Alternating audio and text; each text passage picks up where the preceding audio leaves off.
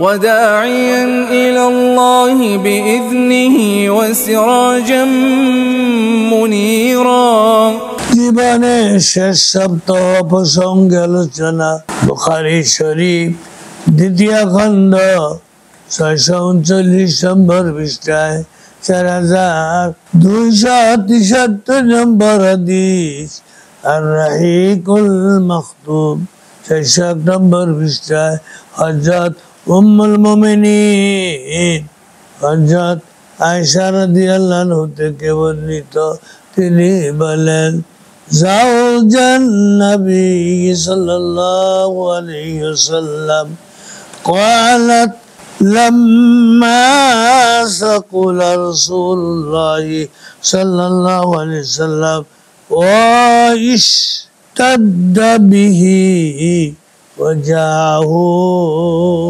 استأذن أزواجه أن يمرض في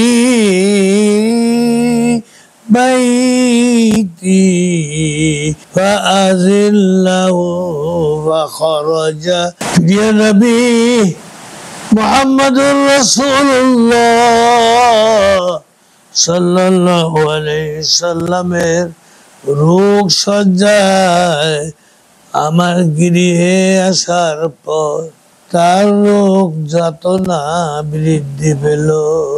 তিনি বললেন 7 মশক পানি যার মুখ বন্ধই রয়েছে এখনো খোলা হয়নি আমার উপর ঢেলে দাও। লোক দুঃখকে বিশেষ কথা জানাতে ইচ্ছা করছি। সে মতে আমরা মুহাম্মাদুর রাসূলুল্লাহ সাল্লাল্লাহু আলাইহি সাল্লামকে একটি বড় টবের মধ্যে বসালাম এবং তার গায়ে ওই মুস্কের পানি ঢালতে লাগলাম। মুহাম্মাদুর রাসূলুল্লাহ সাল্লাল্লাহু আলাইহি সাল্লাম তখন বললেন তোমরা আমার ইচ্ছা পূর্ণ করেছো। নবীজি বললেন তোমরা আমার ইচ্ছা পূর্ণ করেছো। তখন আমরা ক্ষান্ত হলাম। অতঃপর হযরত মুহাম্মদ সাল্লাল্লাহু আলাইহি সাল্লাম হযরত আব্বাস রাদিয়াল্লাহু আনহু হযরত আলী রাদিয়াল্লাহু আনহু এই দুজনের কাঁধে ভর করত মসজিদে লোকদের সম্মুখে আসলেন এবং নামাজ পড়ায়ে ভাষণ দিলেন।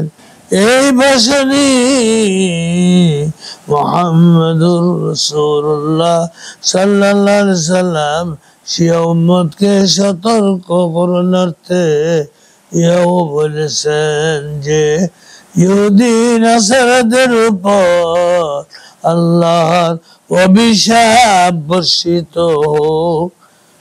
তাদের নবী ও বিশিষ্ট ব্যক্তিবর্গের কবরকে সিজদা করে থাকে। তো আখিরু দাওয়ানা আনিল হামদুলিল্লাহি রাব্বিল আলামিন।